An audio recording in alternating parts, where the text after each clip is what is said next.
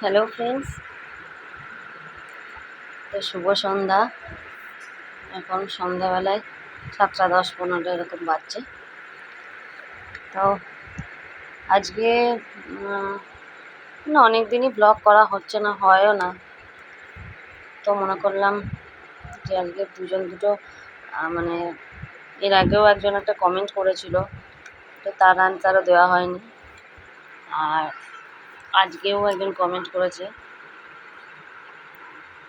তো তার আগে আর একটা কথা বলি যে আমার সবথেকে ভালো লেগেছে তোমাদের ভালোবাসাটা।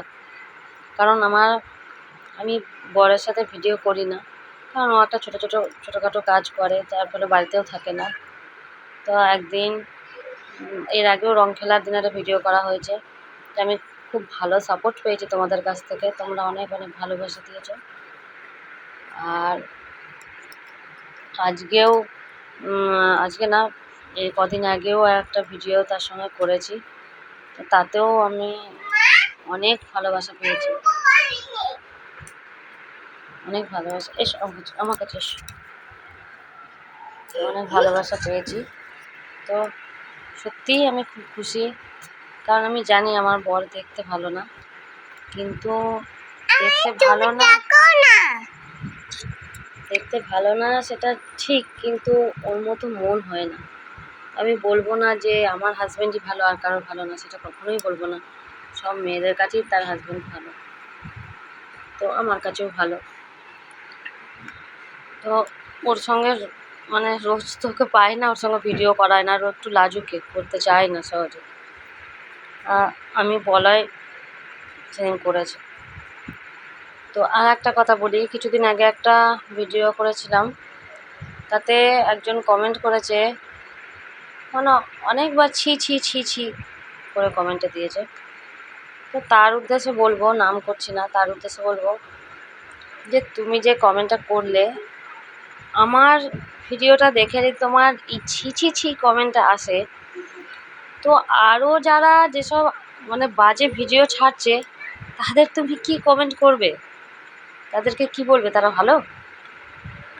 আমি তো যথেষ্টই ভালো করি, তাতেও যদি তোমাদের মনে হয় যে ছি ছি করার মতো করেছি, হতে পারে হয়তো তোমার কাছে খারাপ লেগেছে, কিন্তু তুমি এটা বুঝলে না যে আমি যেটা করি তবু আচ্ছা। আর একজন যে ভিডিও করে সেগুলো তাকে দেখা যায় না। তো যাই হোক, কিছু বলার নেই। তোমার যদি খারাপ লাগে তো আমার তো কিছু বলার নেই, হতে পারে তোমার কাছে হয়তো খারাপ লেগেছে।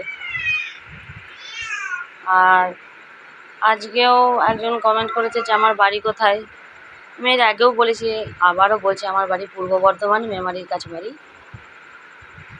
তো আমার যদি কোনো ফ্রেন্ডরা এরকম কাছে কোথাও থাকো, অবশ্যই বলবে, ভালো লাগবে। আর চলো, আবার সন্ধে চা বিস্কুট সব খেলাম। খেয়ে আজকে আবার শ্বশুর মাংস এনেছিল, তো সকালে যখন আমার রান্না হয়ে গেছে তখন 11:30টার সময় মাংস পাঠিয়ে দিয়েছি মামা শ্বশুরের কাছে হাত দিয়ে। তো তখন কোনো মশলাপাতি করা ছিল না, তরকারিপাতি হয়ে গেছে বলে আর করিনি। তো সেই মাংস এখন রান্না করব।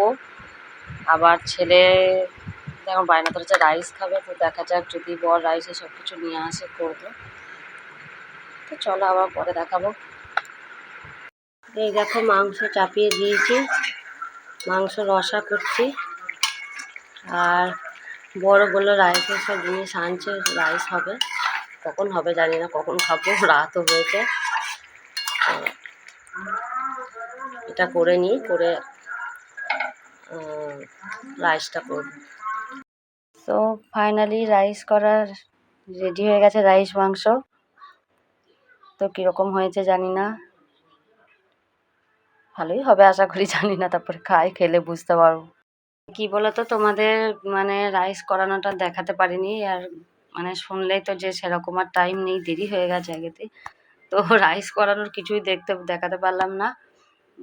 তো চলো, আর কিছু বলবো না। সবাইকে গুড নাইট, সবাই ভালো থেকো তোমরা।